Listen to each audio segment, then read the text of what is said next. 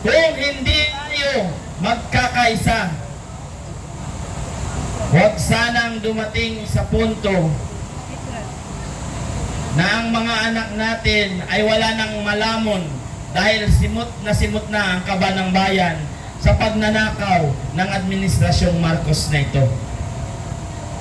Kaya mga kasama, habang tatagal pa tayo dito, maaari nyo silang i-text, pumunta kayo rito, samahan nyo kami, sama-sama tayong ibangon ang demokrasya ng ating bayan. Kaya ngayon po, ang susunod kong speaker, ang susunod pong magsasalita ay mula since day one, kasama na po namin dito. At kung hindi dahil sa kanya, hindi namin kinaya ang 32 days dito sa harap ng Senado para protektahan ang ating magigiting na senador na lumalaban sa pang-aapi ng Administrasyong Marcos. Isang tunay na nagmamahal sa ating inang bayan. Halos walang kapantay, walang katulad. Walang iba kung hindi si Konsyal Tatay Rani Ludovica. Isang mapagpalang hapon po sa ating lahat. Alam nyo, ang daming gusto ng pagbabago. Ang daming sumisigaw na sobra na, tama na. Hirap na at karapalan na. Pero tingnan nyo po, iilan lang tayo na nandito.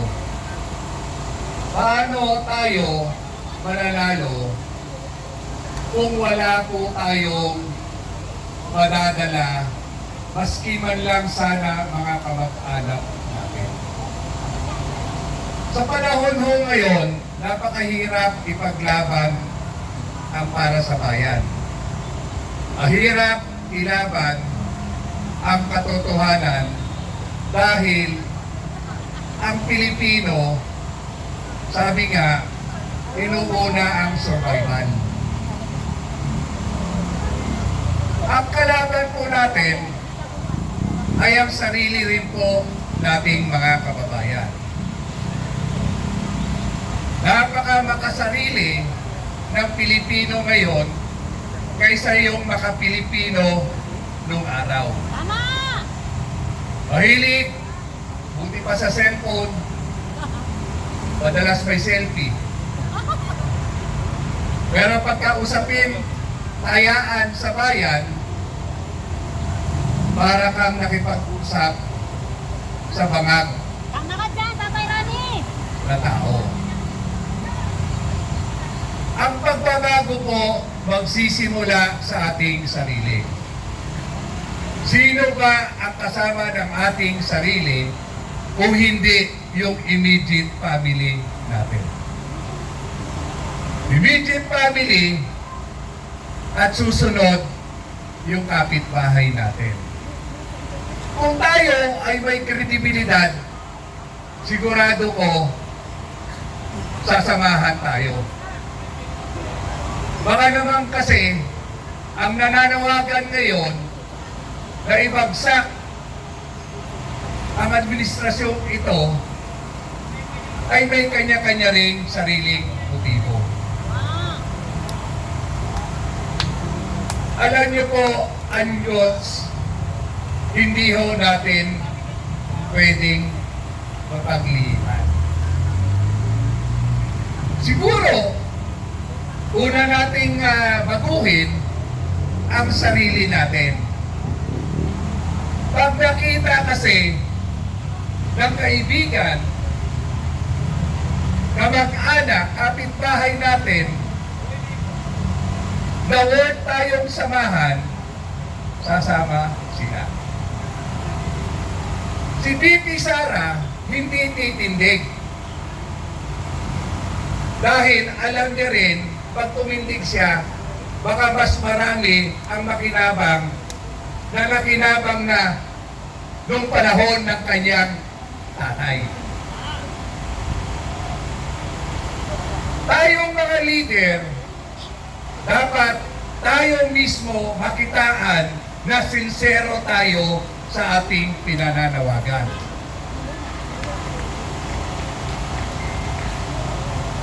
Madaling magsalita, madaling magpainit, pero may resulta ba? Alam nyo, ano pang katibayan ang gusto nyo ng administrasyong ito wala nang nagawang kabutihan sa kanyang mamamayan? Imagine po,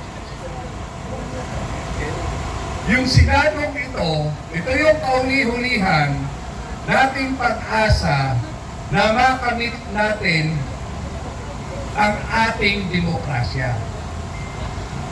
Ito rin yung kauli-hulihan na institusyon na lumalaban sa kawalangian ng administrasyon ito. Ngayon, kung hindi natin poproteksyonan ang mangilan-ngilan nating politiko, ano na ang mangyayari sa bayan natin? Kayo po nandito ngayon, tatanungin ko po, bukal ba sa kalooban nyo na nandito kayo? O baka nandito kayo dahil napilitan kayo dahil hindi nyo matanggihan ang taong nagpapunta sa inyo rito?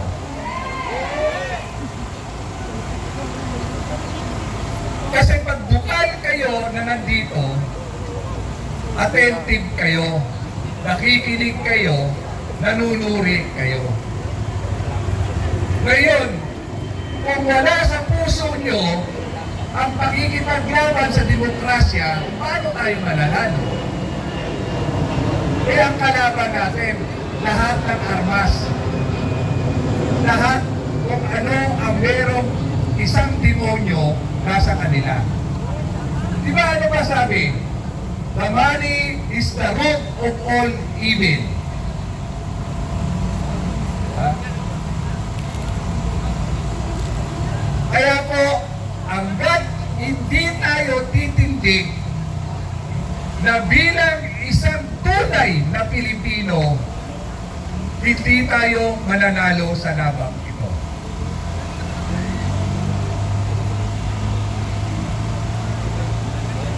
Ang ating mga kapulisan, hirap na hirap din po yan. Pero dahil meron silang tungkulin, sinumpaan nilang tungkulin, obligado silang nandyan. Nananaig na po ang demonyo sa bayang ito. So ang kailangan natin dito, tayo mismo, iksaminin natin ang sarili natin. Hanggat hindi natin napapakita sa kapwa natin ang isang tunay na Pilipino, kahit araw-araw tayo na nandito, walang mangyayari. 32 days na kami ngayon nandito. Nakakalagkot, nakakapanghina, pero kailangan maging matatag kami para sa bayang ito.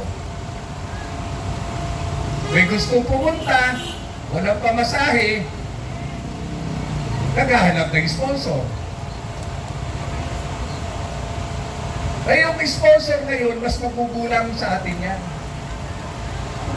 Hindi magpapakawala ng pera yan hanggang wala silang makukuhang kapalit din.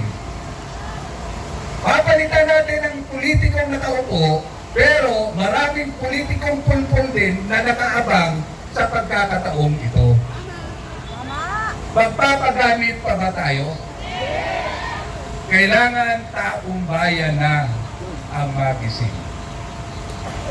Kukunti man tayo ngayon, pero pagtapos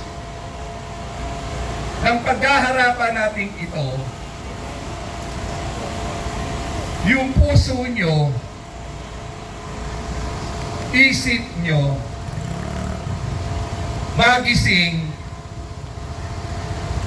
palagay ko, bawat isa sa inyo, kayang-kaya nyo mag-multiply na kahit 10 tao kayo. Hindi ba natin kayang magsakripisyo ng pamasahe papunta rito? Kaya. Kailangan pa bang sunduin? Kailangan pa bang ihatid? Pagkano ba ang halaga ng isasakripisyo natin kaysa nangyayari sa bayan natin?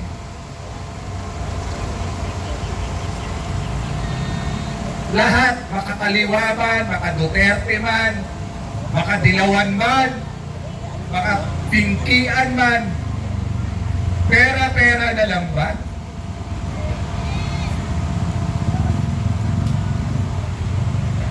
Pera-pera na lang ba tayo? Nawala na ba yung pagiging Pilipino nyo? Paano na yung mga susunod na henerasyon?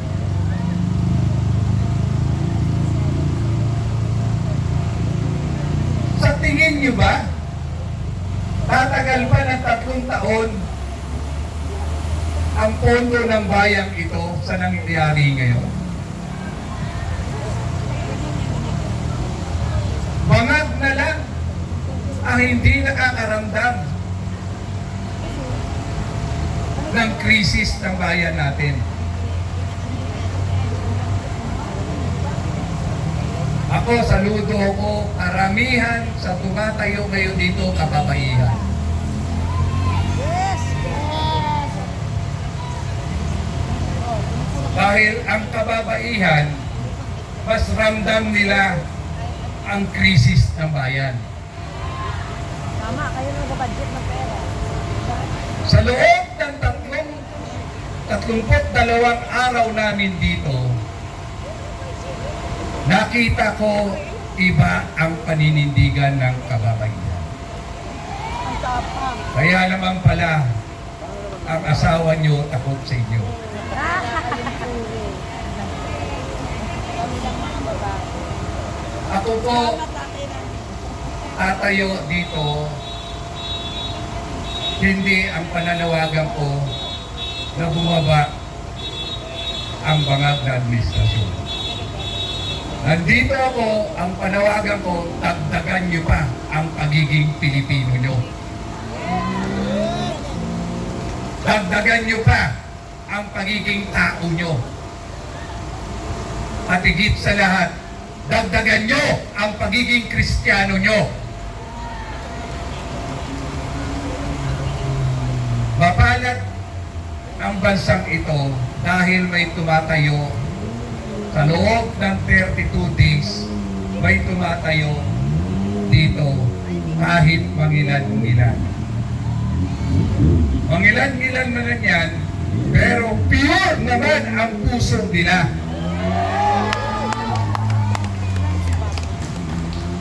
Kaya kayo pong nanunood sa inyong mga tahanan, hinahamon ko po kayo. Kayong may mga anak na pinag-aaral, kayong may mga magulang, mga nanay na bagong silang ang inyong mga anak. Gusto nyo ho ba yung dinalasan natin, ipadalas nyo sa mga anak nyo?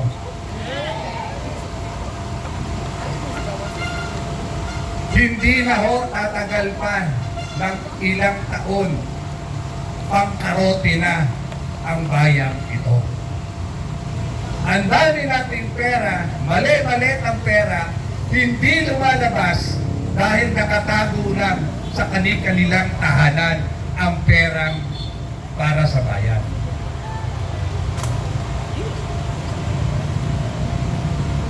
Kaya ako, bilang isang Pilipino, bilang isang tatay, may pamilya, may anak, may apo, may kamag-anak na hirap din sa buhay ngayon.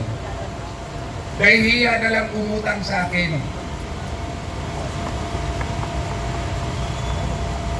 Gusto niyo pa ba ang nangyayari sa pamilya natin at sa bayan natin? Hindi na. Surrender na tatay. Ano? Kailan kayo gigising?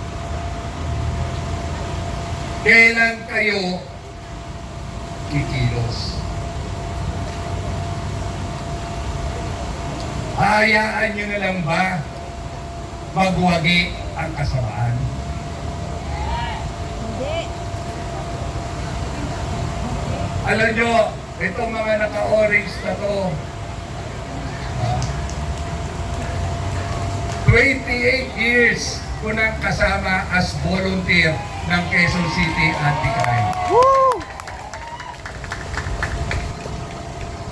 Sina yung hinamak ni Ben Tulfo na nagbabantay daw kami sa Commonwealth Avenue at sa Quezon City, nangahabol ng mga snatcher at hold-upper.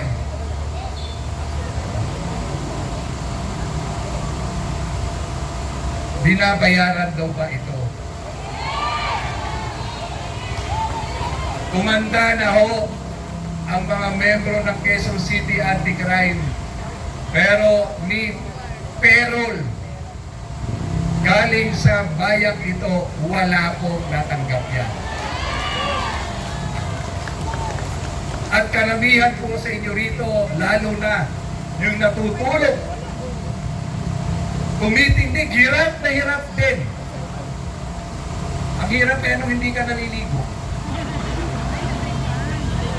Ang hirap kaya hindi mo nasisilip ang pamilya mo.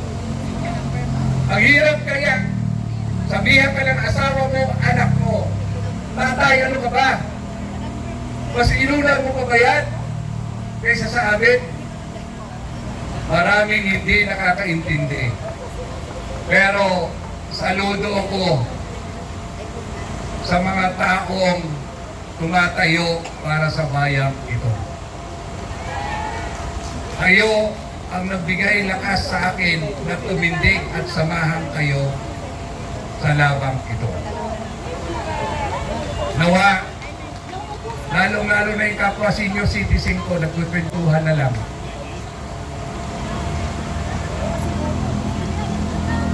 Sana po, bayan ko, kababayan ko, mag-isip po tayo. Kung gusto niyang tapusin ang paghihirap na to ng bayan natin ito, samahan niyo kami dito. Buhayin ulit natin ang kasaysayan. Ano ba ang kasaysayan ng isang Pilipino? Kung napatansik natin ang tatay ni BBM,